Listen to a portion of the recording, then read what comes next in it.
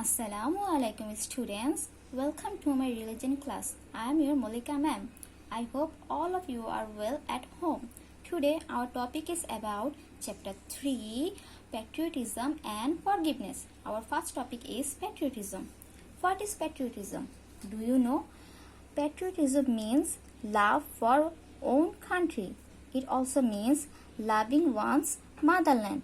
Suppose I am Bangladeshi. My love for my country is known as my patriotism, and my friend who lives in USA, UK or in Europe, his or her love for his own country or her own country is known as his or her patriotism. Is that clear? I hope you can understand. Now, patriot. What is patriot? A person is called a patriot if he is ready to defend his country against aggression of enemy. A patriot is he who always loves his or her country in the face of all odds and at all costs.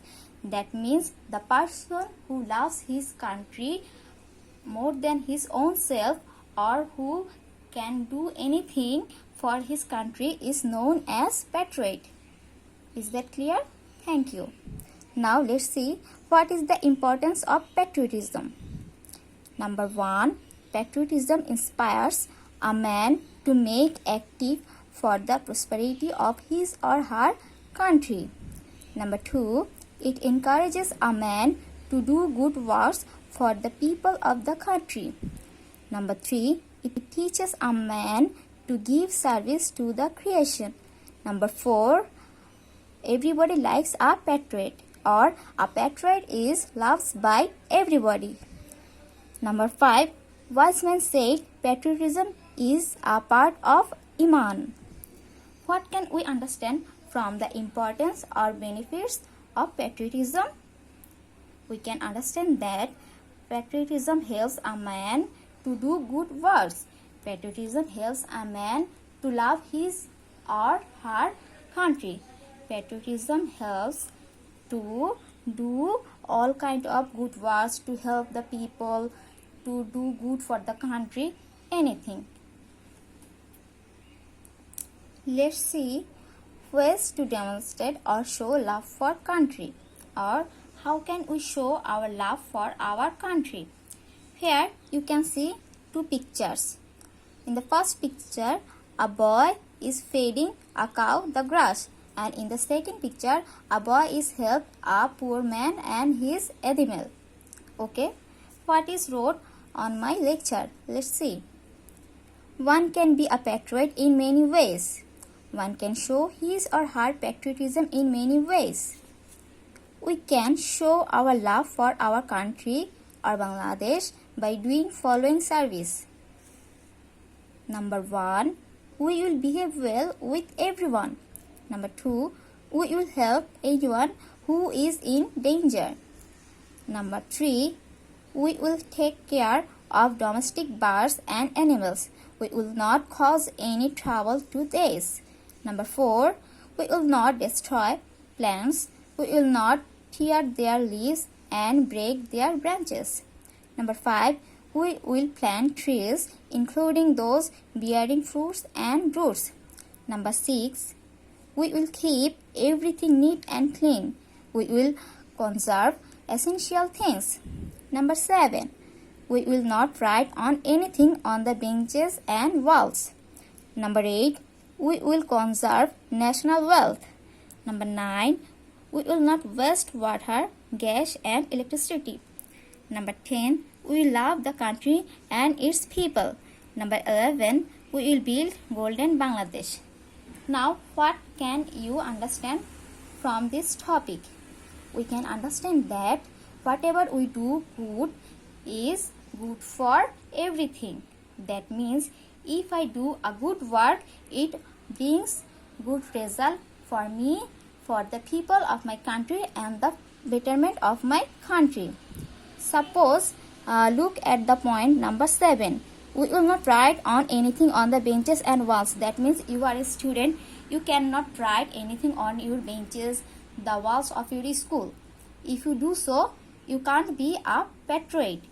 And if you manage your activities and clean your benches and advise others to clean the school or classroom neat and clean, it will be regarded as your patriotism. And we will not waste any water, gas, electricity or anything of our country as our locality. My students, we will listen an example of patriotism.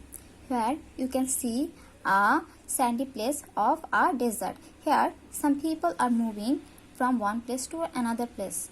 I give this picture to know about the migration of Hazrat Muhammad from Makkah to Medina. Let's see what is written on this page.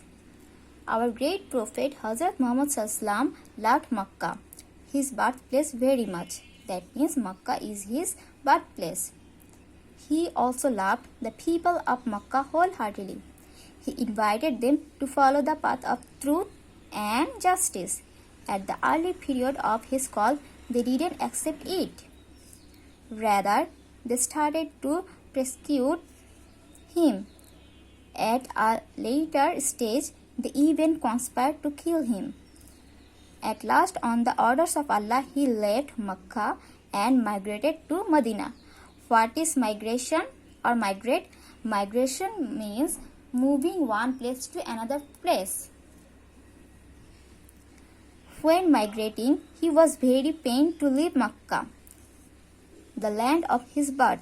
Time and again, he was looking at Makkah while leaving it. Tears rolled down from his eyes. In a sorrowful voice, he uttered, "Oh, city of Makkah, how beautiful you are! You are my land of birth. I love you. You are very dear to me. Alas, if my own people did not hatch plot against me and would not have forced me out of this land, I would have never left you, never." What a deep affection of great Prophet Sallam for his own country. What a sweet attraction. What an unwavering patriot. From this story, what can we learn? We learn that Hazrat Muslim had a great affection and love for his birthplace Makkah. When the people of the Makkah wanted to kill him, he left Makkah and started his journey to Medina by the order of Allah. But before leaving his birthplace Makkah, he repeatedly saw his birthplace and cried for many times because he is a patriot and he can't leave his country. Now our second topic is forgiveness. What is forgiveness? Forgiveness means to forgive others. We know Allah is Ghafurun. Ghafurun means oft forgiving. Allah is Ghafurun means Allah is the forgiver. Allah forgives human beings. Human beings make mistakes, do wrong and commit sin. If after committing crimes and doing wrong, human beings are repentant, then Allah on his own pardons such as person. That means if someone do any wrong deeds and he is sorry for that and asks forgiveness to Allah, Allah will forgive him or her. Now we will discuss a story about forgiveness. Here is the picture of Makkah. The whole life of our great Prophet ﷺ embodies shining ideas of forbearing. That means Hazrat Muhammad is a forbearing person. People of Makkah forced him to leave Makkah.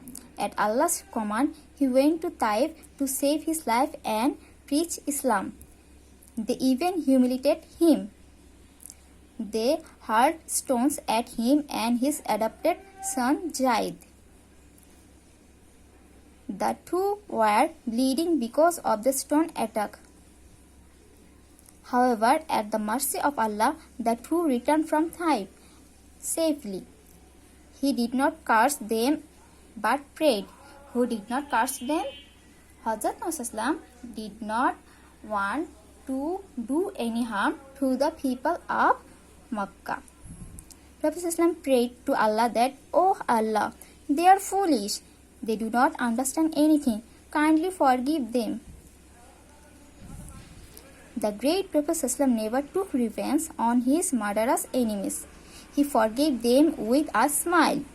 He set shining example of forgiveness while he pardoned the people of Makkah when he conquered the city.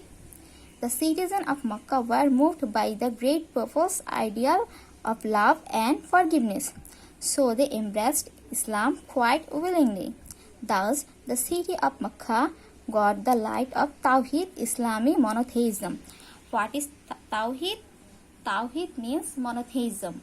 And what is Islamic monotheism?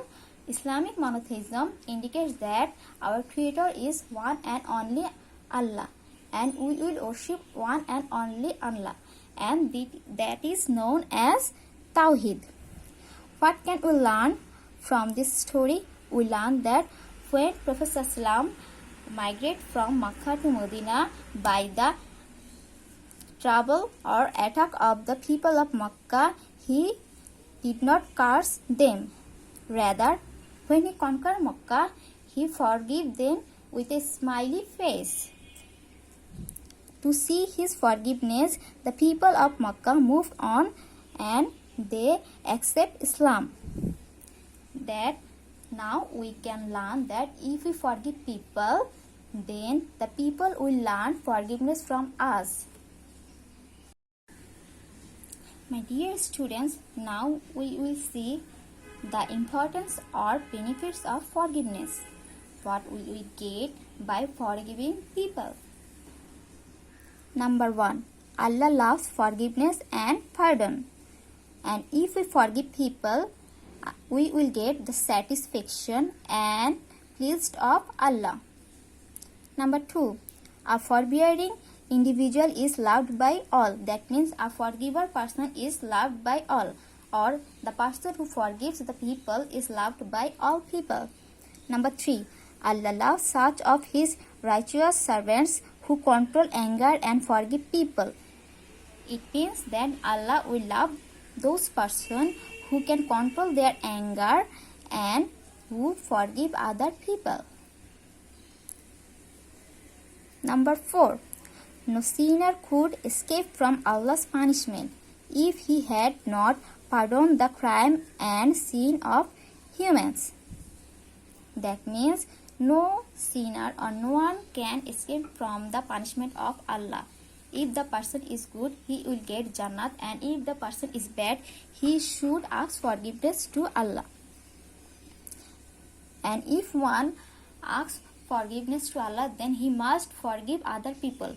If he doesn't forgive other people, then he cannot expect a forgiveness from Allah. The next point is, it is the duty of man to pardon other criminals. Another point is, Allah has declared reward for this type of person. Whose type of person? The forgiver persons. Allah has announced, there is a reward with Allah for those who forgive and settle disputes among people. That means the person who forgives others will get a reward from Allah.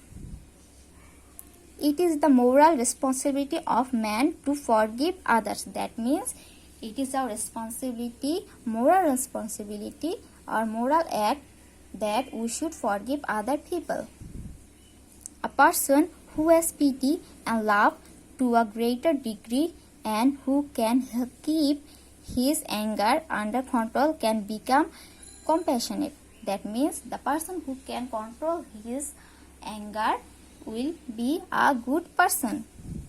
Allah says, those control anger and forgive people, Allah loves such kind of virtuous people. So, what can we learn from all these points? We can learn that if we forgive people, Allah will forgive us. If we forgive people, we will be loved by all. And if we forgive the people, by seeing our forgiveness, others will inspire to forgive others. Forgiveness has great immense on human life. Thanks to my dear students for listening my lecture. I hope all of you can understand the today's topic and will solve the exercise based questions.